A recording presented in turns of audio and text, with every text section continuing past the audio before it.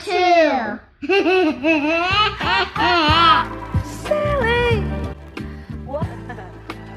Hey, Brookie Brooke, how are you? Hi, Mel. I just want to say that I'm really, really excited. Because we're starting this whole segment situation. And this is our first, the Real segment with Stephanie Taylor of SCV Pack Walk. And she is very inspiring. She's a trainer. She's a holistic dog trainer, whisperer. She's worked with Caesar, actually, which she talks about a little bit. But man, she's got good info. And the way she addresses and works with animals, I think everybody can benefit from, because we forget the things that she talks about. You go, oh shit, I forget sometimes these things. And I think that it doesn't even matter that it's with dogs, because there's so much relevant information about just how we connect spiritually and how we treat other people. It's amazing. Dogs and people. So if you guys are interested, obviously listen to the episode, but also you can check her out at SCV Pack Walk, and she's going to be doing videos soon. So I will let you know when she's doing videos, because then everyone, even if you don't live in the SCV, you can have access. Okay, listen. What did you just say? What's that acronym? At SCV Pack Walk. Right, but what is that acronym? Santa Clarita Valley Pack Walk. Oh, for everybody who doesn't know and doesn't live in the valley. Yeah. It's super valley out here. Did you used to read those Sweet Valley Highs? Yes, I did. I read them and I was obsessed. Me too. I had like every single one, the twins. I know, because I was not that, right? I was like from Indiana. I was short and muscular with like brown hair and brown eyes. And these girls were like the epitome of Valley Girl. Los Angeles. Yeah. I think they live in like Burbank though. Like that's porn area. It was like, I was saying, it's like teetering on Reseda. Yeah. Like it's over there.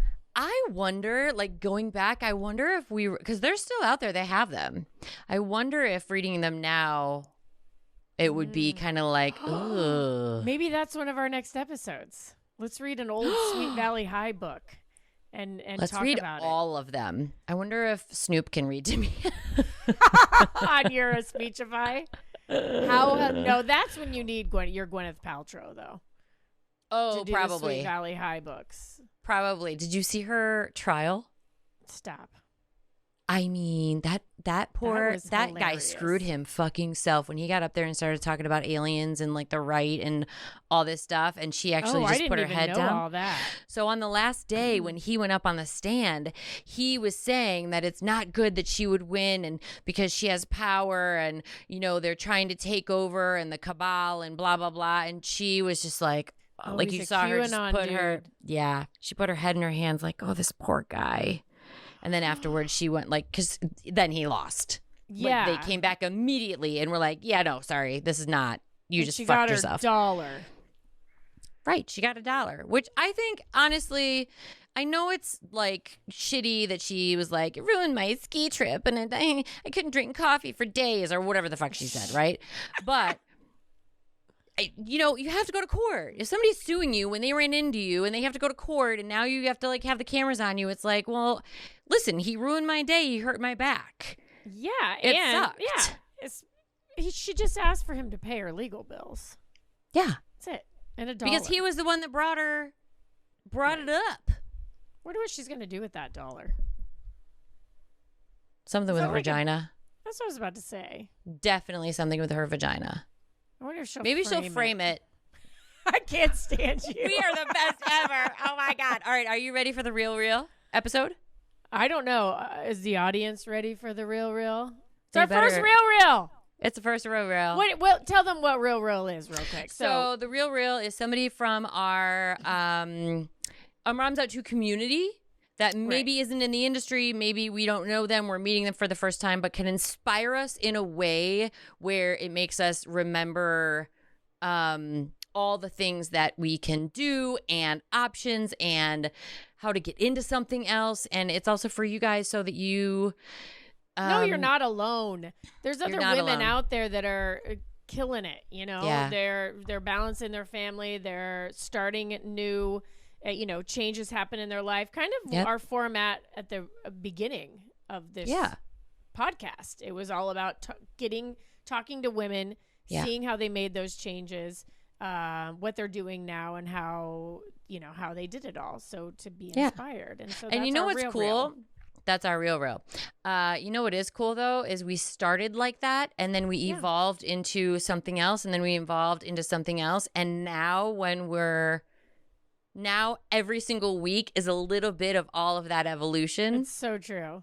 And so now we get to do the late night format with our friends one, our community one, a you and I one, or a podcaster one, and then somebody in the industry. So every single thing we've evolved through is now each week of our podcast, which I think is super cool. I love it. And I'm so excited because Me I'm too. from the valley, the San Gabriel Valley. We are the Sweet Valley High Twins. We are. Yay. Pets, real. You done with that real? Let's just cheers. Can we just start this off is right? Yes. Yes. We're going to start this off right with a cheers and looking in the eyes. With the real right here. Mm-hmm. Okay. This is the beautiful Stephanie Taylor that we're going to be talking to. Well, you be the judge. Whatever. Vote now on our... We don't judge. Yeah, no, we don't. We don't judge. That's the point. We don't. But if you want to subscribe on YouTube, I'm not going to manage them. If you like what you see, thumbs up. Subscribe down below. I can't, Brooke. Okay. It's fine. We'll just be quiet for the rest of the episode. You just talk. You got the questions right there. Just work it them. out. Okay, so Stephanie Taylor is fantastic. So if you're just joining us audio-wise, Stephanie, that was my Spanish accent. I was ready for you to go. She's already snorting. What did you say? I was waiting for you to go. Biberob. The Vicks Vapor Rub in Latin America, they just say biberob. Oh. But they put it on everything. Oh. I put it on my arm. Yeah. I have a rash on my arm. Well, I just heard that you're But supposed that to put it on doesn't your work. feet. Or you can't put it on your feet. For what? And then it Yeah. What? detoxes or something? I don't know. I just heard that you put it on your feet too. I'm going to put it on my feet I just heard that that's a thing. tonight. I mean, F that Vaseline. No It's more that Vaseline. Biberob. Biberob. It's true. That's not like a racist thing. Everybody even No. spells it. Yeah. Biberob. Because that's how you say it. All right, here we go. Wait, now We're who is doing it this for real. fine lady? I don't know. okay. So Stephanie this time. Taylor has brought me back to what I've needed in the States that I have been missing and yearning for. And she's done it in a way that has finally made me feel like I believe in dog training again. Yay. Yeah, that is no joke. Some deep shit. I've worked with a lot of animal trainers. I've worked with a lot of dog trainers, and there's always this weird edge. If any of y'all at home have ever had somebody come over to try to help you out with your animal and you feel like an idiot, I get you because I felt it, and I totally get you. However, listen to Stephanie in this episode because she has incredible insight and she comes at it from a totally different way and she makes you feel comfortable. And it is all about the guidance and it is all about the animal learning and progressing as well as the human. She doesn't make us feel stupid because we're humans and we don't know what we're doing because we don't. Not like Eckhart Tolle. Oh my God. He made Eckhart me makes you feel feel stupid? He made me feel stupid. Personally or just She was personally offended. I've never met him. She thought that His he book- said Mel, but really he said smell. And then she was like, That's no it's joke. over. But he really made me feel like he talked down to you in his book. I mean, he's very intelligent, this man. Yeah. So, I mean, it's justified. I'm not saying it's not justified. Right. She's like, yes, we're idiots. I get understand that. Right. So this is Stephanie Taylor. Applause. Okay. Oh, I can add applause in. Yay. Oh, there it was. And I'm really happy that you're doing the show because we've thought about you and talked about you a lot, and I'm excited that you're here to share all of your knowledge. And she's talked. And we're not going to let her talk, no. so it's fine. No, I like, get ready. I've heard a lot about you as well. Well, so we were really excited because she's like, I just got back from pack walk, and and then she tells me the stories. No. Brooke's like, why aren't you fucking working? Super excited that you guys thought of me and invited me. Yay! Okay, good. Huge. When you're like, do you want to be on my podcast? I'm like, oh my god, who's gonna be on the podcast? Really? You were like, oh. Why would I be like? Ugh. I mean, I don't know. Normally you wouldn't be. All right, Mel. Fine. If it means you'll come to work tomorrow. Yeah, I know, right? Right. Let's trade. No. But you have an incredible past. You have an incredible amount of skill. You also have an incredible new way of doing these things. Maybe it's not even new. No. It's new. Well, we're going to find out. Newer. Ooh. I know. Aren't you so excited? Because Brooke does not know very many things. I need the tea. Okay. So first, let's spell it. Miss Steph. Yes, ma'am. Tell us about what do you do? Who are you? What do you do? Okay. I play with dogs all day. Oh my the God. Best thing ever, right? That's ridiculous. No, it's so much more than that. Obviously, as you know, it's playing with dogs. It's experiencing dogs, but more than anything, like I'm a connector. Who I am as an individual and my personality as an individual is a connector. So that's what I do with the dogs. And that's what I teach everybody around me to do, because ultimately when you get that connection with a dog, like on a deeper level, not based off of our human words and our human verbal, whatever. Understanding. Yeah. Like way of communicating. Yeah. Because a lot of us humans, we see dogs as like something that's there for our pleasure, right? Something that's there to please us, something that's there to make us happy and take our pain away, right? Because we work all day and we get pissed off and we want to come home and we want to just cuddle with our dogs and be whatever. But what we don't understand is, just like our kids, our dogs need more than just, the cuddles and just the affection and just the things that we do in our own personal needs. They need the understanding and the connection of they have their own set of needs and fulfillment requirements throughout the day. Right. So that's what I do, is I help people understand that they need more. And I also help fulfill that by the business that I run through dog walking and dog training. So I fulfill dogs every day. It's huge. I love the connector. And humans. Yeah, but the connector thing, that's huge. A really great imagery. Yeah. As a facilitator of what that because is. we put all of our shit onto our animal, right? Yes. I mean, I don't know we what it do. sounded like, but we do. No, we do. Or even put when we don't even realize it. We don't. Much like to, I think we were talking earlier, you were kind of giving some story about, it was Sean. Anyway, it doesn't matter. But if you're crying and your dog comes up to you, right? They're a part of that. They're in that. They feel it, just like you do. But we also have a tendency to put our stuff on a dog. So if our dog is acting out or our dog is bad on walks, we're like, oh my God, they're terrible. And we yank them. And why aren't they listening? And da-da-da-da. But we're not listening to actually what the dog needs. Yes, what it's saying to you. What it's saying to us. In those moments. So that then we can... I don't want to use the word correct, because correct in training means something totally different. Yep. But we can't communicate with our animal with what they need because we're not actually listening to them. Right. We want them to be good on a walk. So we yank them, or we pull them, or we go get behind me, or we get mad saw at them. Something. What do we say? We get mad at them. Or we get mad at them. And that energy that comes from, this is all things I have not known, but we know. And she's taught me to put it into words, and the difference between my thoughts and feelings. And it's too, you know what it is? It is Eckhart Tolle. You are Eckhart Tolle. For dogs. Or you're humans too. Or for humans. It's dealing with dogs. Yes. Or it animals. Is so expansive. Mm-hmm.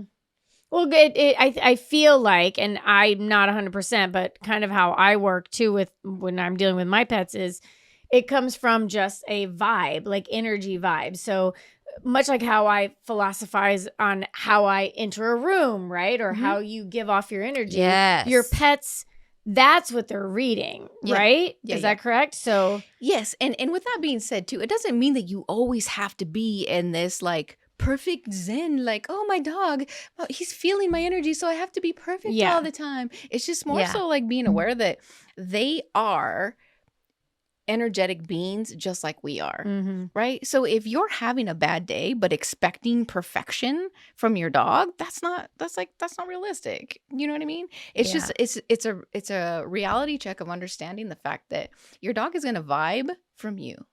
It's a pack animal just like we are. So it's going to feel how you feel, right? If you're on a walk and you've had a bad day and you're cursing at yourself and you're like, fuck my boss, blah, blah, blah, blah, blah. Yeah, your dog is Melanie says that, by the way. She no way! Say that. So you know. Never have it.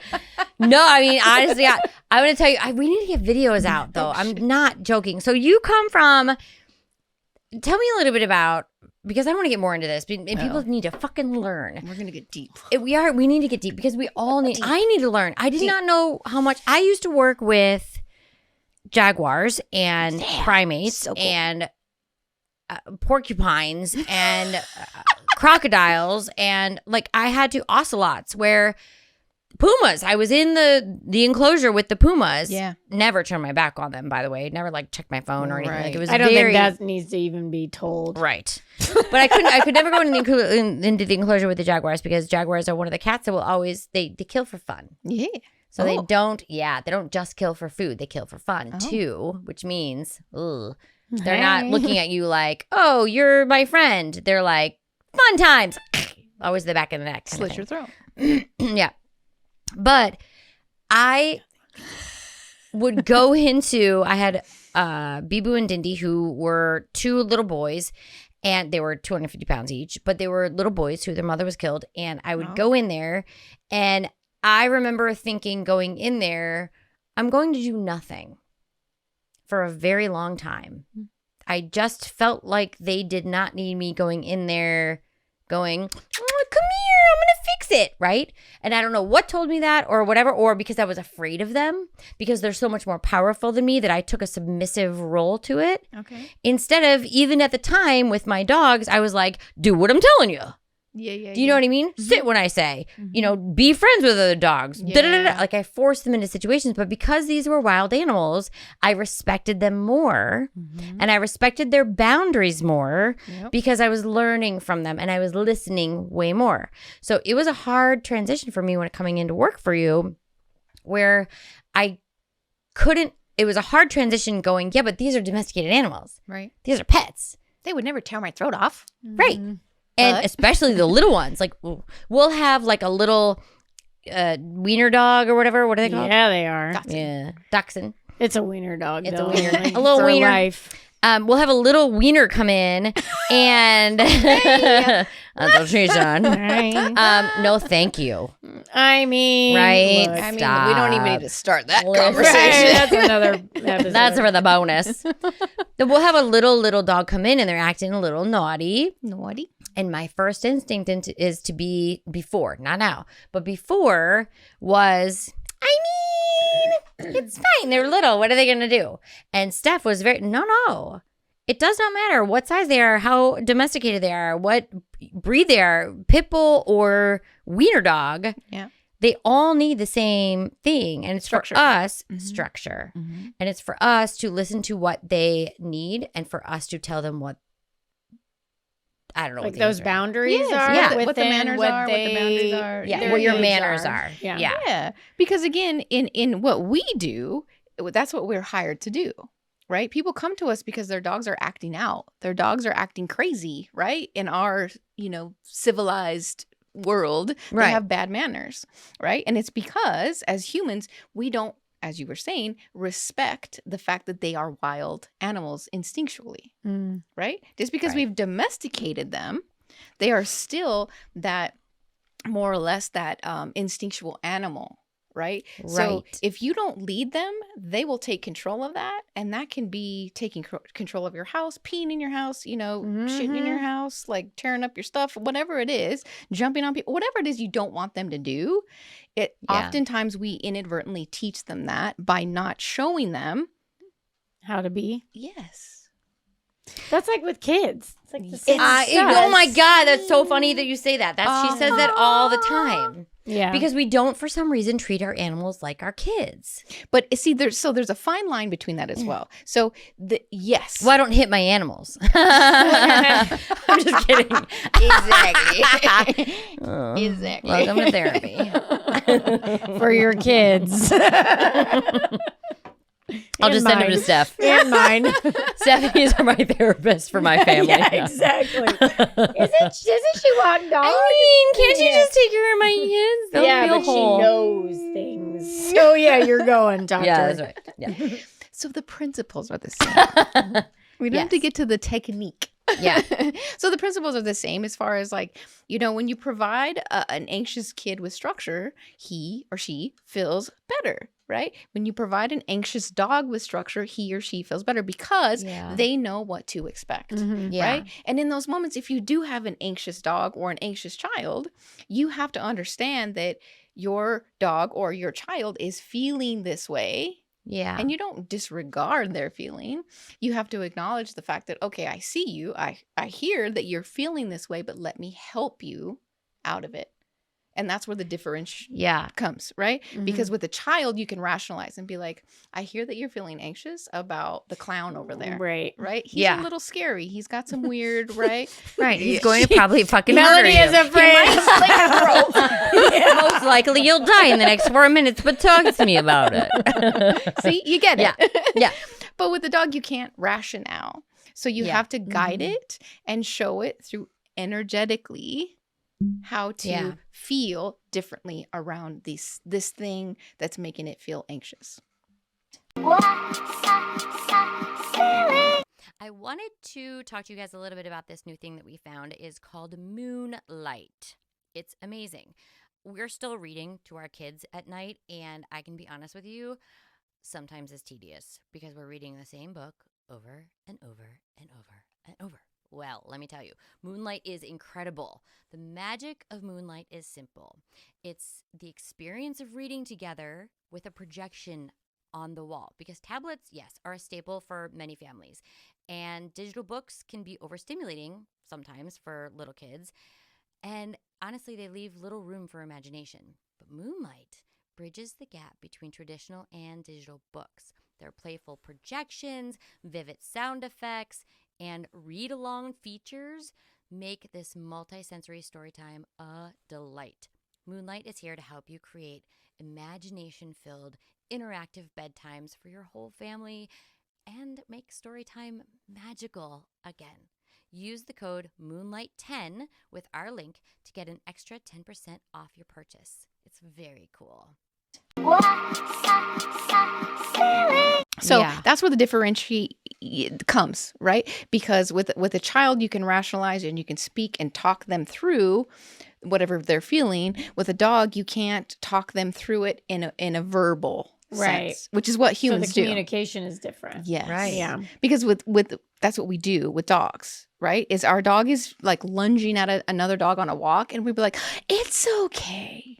No worries. It's not going to hurt you. But that's actually the opposite thing of what you should do, because the energy behind it is very weak. Mm-hmm. Oh. Right? Yeah. So when we say, oh, baby girl, it's okay. Your dog is like amping up at that dog. You're like, it is okay. Look at me. Yeah, watch me. I'm sending it away. Yeah. So she's giving me the energy of like a girl. Yeah. Instead of, bah, I got this. Instead of, you don't need to worry about that. I got it. That's right. I'm going to control this. Like, I got this. If I need help, you got my back, girl. Mm-hmm. Right. And that's what you need to communicate to your dog. And you don't do it in the same way as a human. You do it energetically and through like the different communications through pressure and release. In what instance do you mean pressure and release? So pressure and release, you can apply pressure through physical, which is a leash or a touch. Yeah. But you can also apply pressure with your psychological energy. Okay. Like if I look at you straight on, eye contact, that's pressure, right? It makes you uncomfortable. Well, what if your dog goes like this? Yeah. You have to wait. That's when they will look at you. You know what That's when you just No, seriously. No, but I did take my first dog to dog training, and they taught you, one of the first things they teach you is like to put the treat here and make them sit there and so that they have to look into your eyes. Yeah. And if they sit there for long enough, then you give them the treat. That's like one of the first things they teach, so that the dog is. All you have to do is like kind of go like this, like when even if you don't have the treat. But is it looking at you in your eyes, or is it looking at your forehead? So this is exactly what I was saying from the beginning is connecting. So connecting naturally. It's just like if I said, Brooke, fucking connect with me. Okay. Like me, right? I was like, you're going to look into my eyes. Yeah, I'd be like holding your vodka like this. No. Right? Not with the hands, with the energy. Yeah. But if I connect with you on a different level, as far as like, hey, Brooke, I hear you. Yeah. I see that you're feeling this way. You're going to connect with me on a different level. You did it to her just now. The focus of your training isn't just being an animal trainer. You do it very specifically. It is through holistic. Yeah. So tell me a little bit about, Mind, body, soul. Mind, body, soul. Thank you. I needed the soundbite. No, but tell me a little bit about what that means and the difference. Okay. So mind, body, soul, holistic dog training or holistic dog walking is about addressing all three, right? Fulfilling the mind, fulfilling the soul, fulfilling the body. The body is the easy one because obviously when we're dog walking and pack walking, we are walking physically. So that's the body. That's the easy part, right? Yeah. The mind is we are mentally stimulating the dog, right? Challenging the dog, making sure the dog is keeping focus on us as opposed to the squirrels or the dog or the other dogs passing or the dogs barking at fences or, the dog. Yeah. Yeah. Today was actually chaos. Barking at a fence? No, other dogs are behind their fence. I thought you meant a fence. So you're like barking at a fence. Like, we stop and we bark at fences. Why are your dogs barking at a fence? Like the dogs are barking at a fence. So I mean, if that's, they must need a pack walk.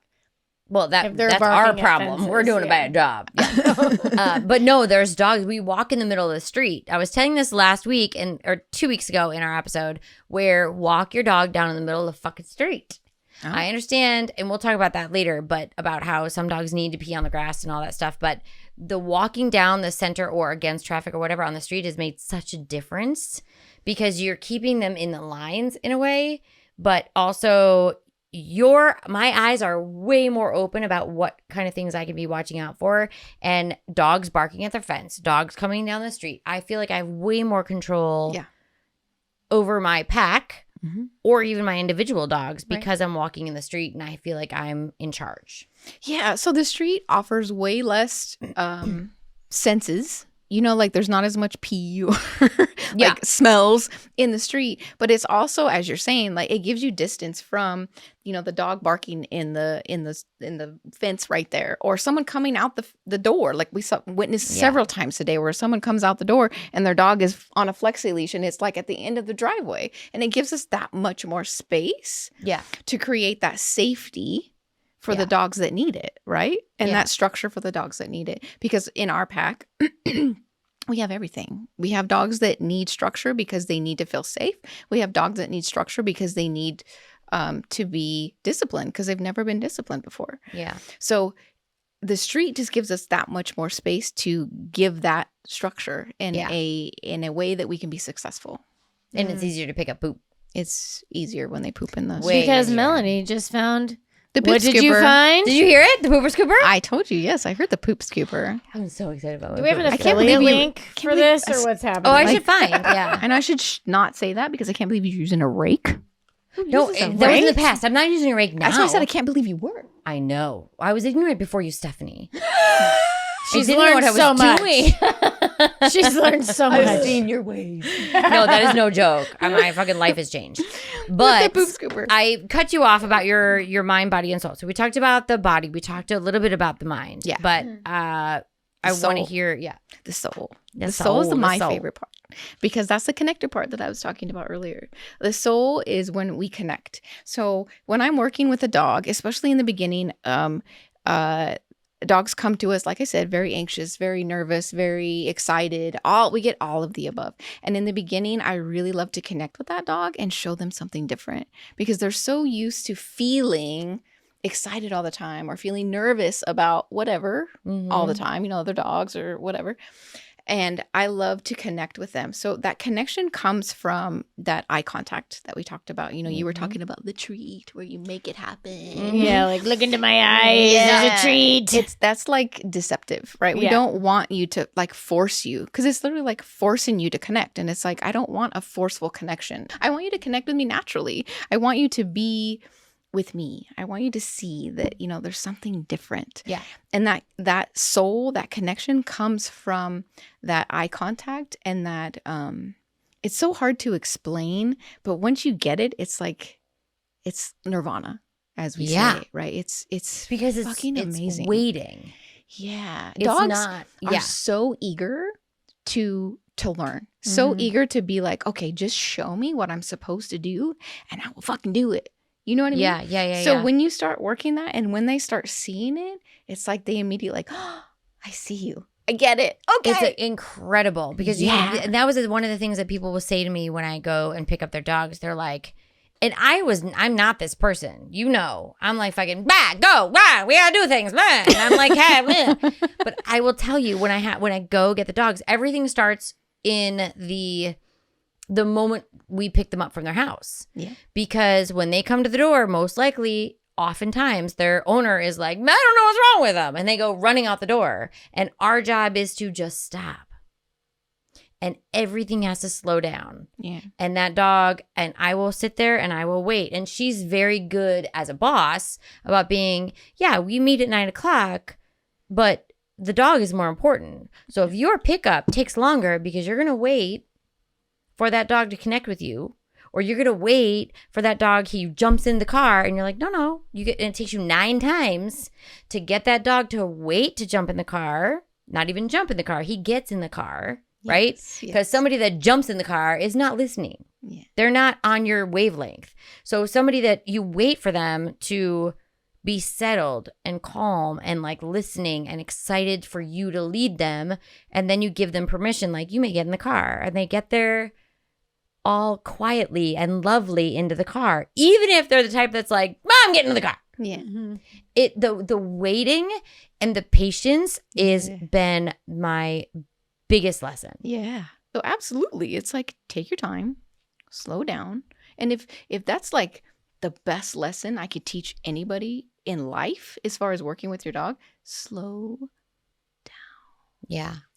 How did you even get into this? Yeah. Like did you own a lot I was of dogs? born this way, Brooke. Well, I know. I mean, she's not wrong, but I mean, honestly, yes, you had to have been. No. And Not at all. because you seem to be that way, not only, you don't discriminate against species. It's like human, dog, it's a universal way of treating living things, it seems as though. So what were you doing that one day you were like, people need me to walk their dogs and to like get their dogs acting right? Did you work with dogs before? What was the deal? Okay. So this is my story. You ready? Yay, okay. I don't want to tell you the whole story because it'll take 2 hours. Yeah, give us the Wikipedia version. The Wikipedia version. Yeah. So, I was married for a long time and was not very happy working for corporate America. Well, I shouldn't say corporate America. My ex-husband was military. So I worked for whatever station we were at. Mm-hmm. Just like clerical, boring, blah, blah, right. blah, blah, blah. People work. And Oprah, yes. Oprah had an impact on my life. Imagine that. Right. Mine too. I had Naha. See? I had a couple with her. I think everybody does. Her guests and her books, and she's just amazing. That's what she does. Yeah. Right? She's a connector. That's true. Yeah. So, again, I've heard it several times, especially from her, but it was like I was watching Oprah and I'd already come home and done all my 500 fucking things after I already worked and whatever. And I'm come home and I'm watching Oprah and I'm trying to have a relaxation moment. And she says, if you could do anything, what would that be? Right? Not get paid, whatever. Do anything to make you happy. And I just remember like sitting there. I was literally there sitting on the couch by myself. My kids were already in bed. My ex was, I think he was off in training or something like that. And I was just sitting there on my couch by myself. And I looked down at my dogs and I'm like, I would love to spend more time with them because I love being with them. Right. And so in that moment, I made the decision, like, I'm going to work with dogs. So I started, Googling. That's what we all do, right? Started Googling, how do you work with dogs? How do you da-da-da-da? And it's like a whirlwind since that moment. I started taking courses to be a trainer, which there is no certification for a trainer. So that was the only way I knew what to do, though. So I started doing that, da-da-da-da-da. Long story short, I ended up moving to Santa Clarita, California, which is where Caesar had put his new dog psychology center, and where this is the dog whisperer, right? Yes, the dog whisperer, Caesar Milan. My ex-husband was assigned to be LAPD. So, like I said, I'm fast tracking a lot of things. Yeah. But we ended up moving to Santa Clarita to be LAPD, him, and then for me, I was like, you know what? I'm gonna see if I can meet Caesar, or whatever. And so I got here in it was like we moved here in December of 12. In March of 13. I graduated from that program that I was telling you that I was trying to be a dog trainer. And in that program, I met a mentor that I was actually working for him at the time. And I didn't know that. And so I was like, hey, I would love to. She had like 24 or 25 years of experience. So I was like, I would love to like mentor under you or, be your mentee and learn from you. And she's like, absolutely. Come to the DPC. And I'm like, what's the DPC? Yeah. It was a dog psychology center. I'm like, okay, cool. So I went there, and long story short, I ended up working for him for over a year and a half or something like that, where I worked at his facility. I did weekend courses and stuff like that. And I just learned a tremendous amount, and not just about dogs, but just about the connection between human and dog. And that's where it started. Right. That was literally just the beginning, because it's just been nothing but learning. And I've had so many amazing people teach me so many amazing things since then. And just working with the dogs, it's just been it's been a whirlwind, to be honest with you. It's been a whirlwind, but it's been nothing I would ever change. I love that. I love that you found something that it was like one simple question asked of you. You looked at your dogs and you're like, that's what it is. And now you do whatever it takes, right? You just Yes. And it might take a long time, or it might take a process, or it might take courses or learning or whatever. But the fact that and we never know when that trigger is going to come unless we're listening. Yes. Oprah. Thank you, Oprah. Luck equals preparation and timing. Yes. Right? Yeah. Because if you're not prepared, right? When the timing comes, you're not going to receive it. Yeah. That's that same thing Mel Robbins or Robinson, I never remember. Robbins. Yeah. She was saying it's like just every day, if you do the work and it's what you want to do and you have passion for it and you just put in the work. Yep. Like it'll show up. Yep. Preparation. Right? Prep. So that when the timing, because it's when it comes. The universe just keeps saying, I'm going to give it to you. Yeah. Are you ready? And it will keep coming to you. Right. Right? Whatever you're supposed to do. But if you don't receive it, then it'll just go away. Or you hadn't done the work to receive it, right? Or even to know, Exactly that. Yeah. I mean, well, first of all, these two are both Aquarius. Sorry, Mel. No, it's great.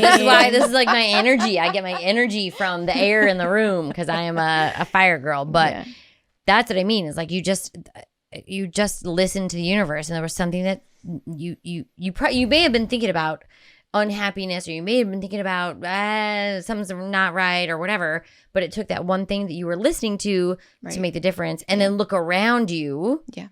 Right? And then the timing of you guys moving and you having the opportunity and taking to fucking find advantage of like what's direction. in this space. Yeah.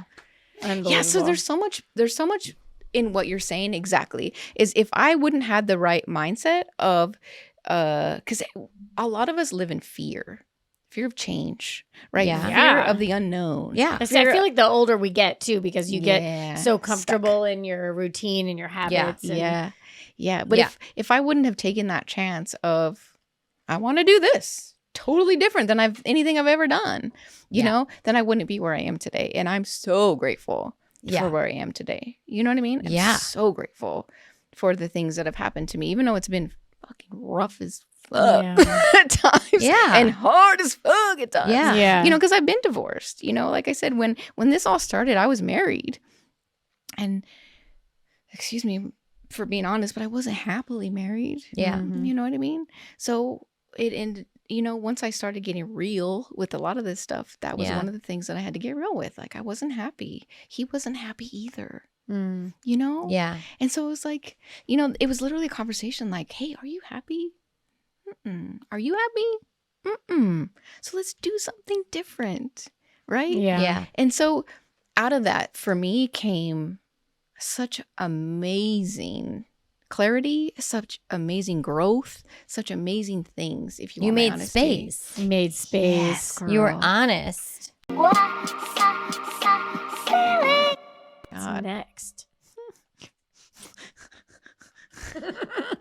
Give me a plan right now. I know. Come on, put it out there. There's really so much that's next. Honestly, Put it in the universe. There's so much that's next. So obviously, our pack is growing. Our pack is amazing. And we get new inquiries almost daily. Like people so interested to be in our pack, which is amazing. And we're so excited about bringing new dogs in and helping new people and whatever. But I'm so excited to expand it in so many different ways. Like I want to do workshops. I want to do workshops that empower people, and more particularly women, because as women, we often lose ourselves in our husbands and our marriages and Fucking- our Can we just put in the podcast clap right now? Sorry. The audio clap? This is this is the exact reason we why. do. We lose it all the time. Yeah. And I get it.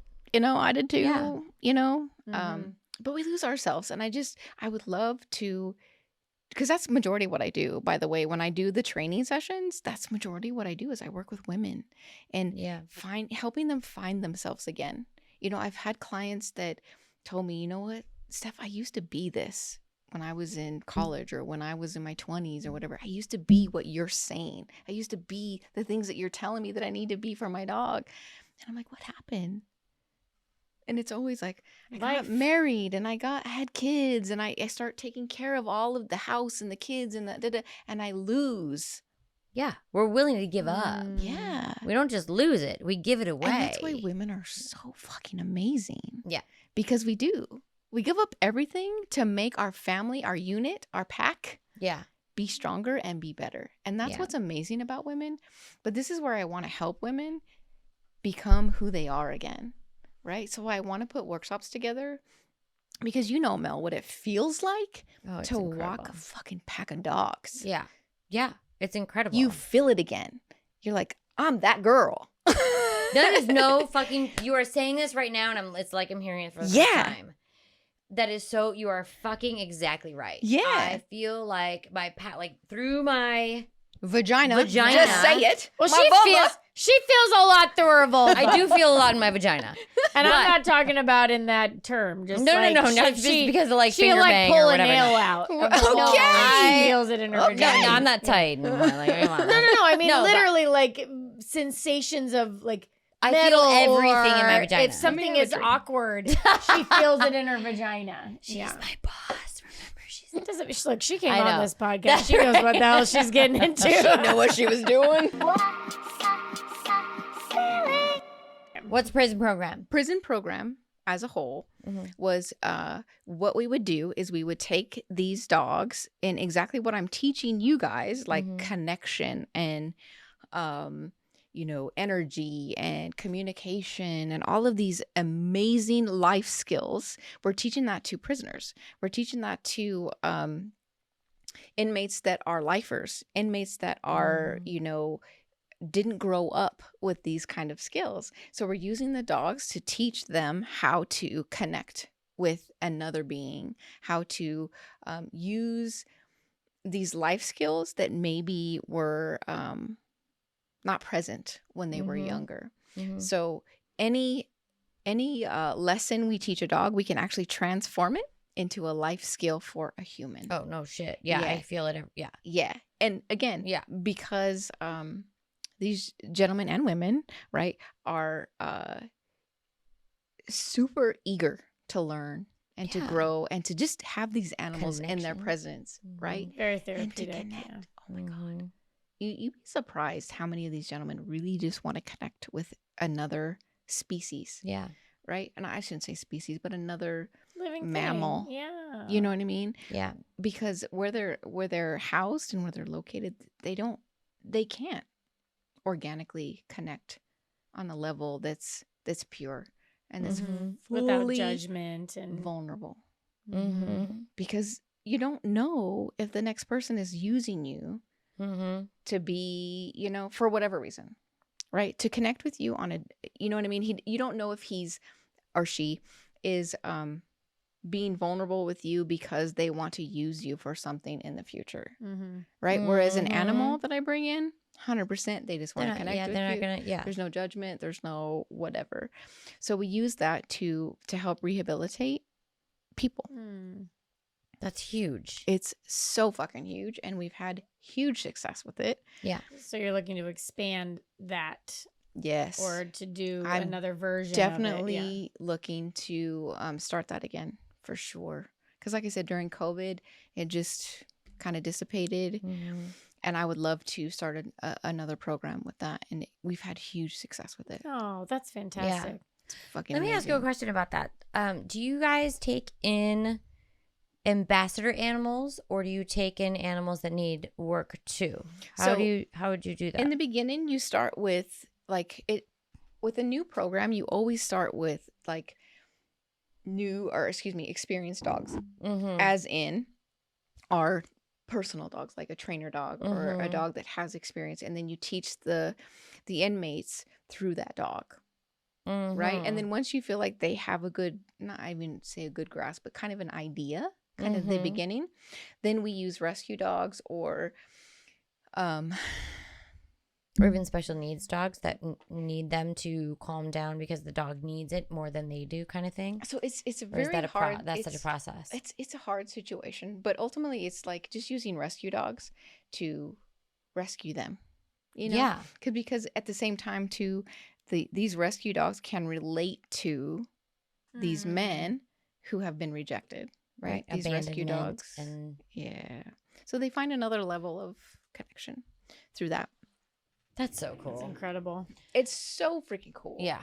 It's so freaking cool, and it's so amazing, and it's like something I'm so grateful for, and it's so hard at the same time. So many lessons coming out of that as human beings, about ourselves, about how we treat other living things, about just kind of a universal sense of, you know, how we treat each other. Yeah. And reflection. Yeah. And taking time. I feel like that's kind of one of the takeaways, is like what you were saying. Slow it the fuck down. Slow it down. That's like, if that's the one lesson I could ever teach anybody, especially in prison, slow down. Yeah. Yeah. And I have to say it over and over again in our prison programs, like, slow down. We are not in a hurry. We don't need to get a dog to do a certain thing and do a certain flip by a certain time. Slow down. Connect with that dog. Like, hear him, see him or her, you know? Yeah. Connect with them on a different level, because that's what we ultimately need to do. Yeah. Yeah. Oh my God. So great. Stephanie, thank you for being here. Thanks, Stephanie. I gotta cry first before we leave. I'm just kidding. Yay! Now it's cry session. One quick tear. I'll throw my drink on you. I know, right? Oh, it's in my She's eye. crying. It happens every time, and moms aren't too. I'll use mine. It's got a lemon in it. Thank you for being here. I learn a lot from you every day, and I appreciate you. And I'm really glad that you got to meet my brookie, because you tell two tell us what your pack walk is. SCV Pack Walk, Santa Clarita Valley. Nobody ever knows what SCV means because you don't live in the Santa Clarita Valley. But if you do, and you would like some services on training or dog walking for the purposes of training or just getting your dog some exercise, right? So Both. we do dog walking and training, which means like a lot of people don't understand that our actual pack walk is training. Yeah. Do you know what I mean? Yeah. It's a slow drip, as I call it, of training because it's, I spend maybe a couple hours a week with your dog working on a specific issue. But we also do private training where we come to your house and work on specific things with you and your family. But both. The bottom line is we do holistic mind, body, soul for you and your pet, trying to improve your lives as a whole, as a pack, as a family, as an individual, as, all of these things. That's amazing. Do you have a website? We or do. Instagram or SCV Pack Walk. Oh my gosh. SCV Pack Walk. I like how you did that. All the same, girl. Yeah, that's smart. That's super smart. But she will be making videos soon so that you guys can maybe even watch things. Even if you're not in the Santa Clarita Valley, you can watch some of the things about how to get them out the door, how to just create more structure. Create more structure, but good holistic ways to do it through love and listening. Moms are too. Got something to tell you right now. today. Oh. Well, so I got in the shower today, and then, it was after I cleaned because my cleaning lady was coming. Yeah. I found like a dried booger on the tile, and I had to scrape that off, and like pubes and things. But do you clean before your cleaning lady? Because I often do. I always clean before my cleaning lady. Charlie found boogers in all of the cup holders in both of our cars. At least it's in the cup holders. You know where I find boogers? On my walls. And that shit takes off paint. So if it's on the wall and it dried, it's like glue and slime. Like you go to scratch it off, and it's hard as a rock. It's like cement and it's stuck to your wall. How do you feel about scratching it off? I would rather have a hole because I will touch up paint. We touch up paint like every 6 months. Yeah. Really? I'd rather have a hole off of my wall than to look at boogers. You don't just paint over them? I don't, but I saw that. No, somebody paint over a grasshopper or something like dead. No, it was a cockroach. It was a dead cockroach stuck to the wall. And they it was dead and by the wall. And landlord special, they came through before a new tenant came in and painted that motherfucker. And it was like, oh, I just look. Oh, look at you I just spilled my drink and it looks like I peed my pants.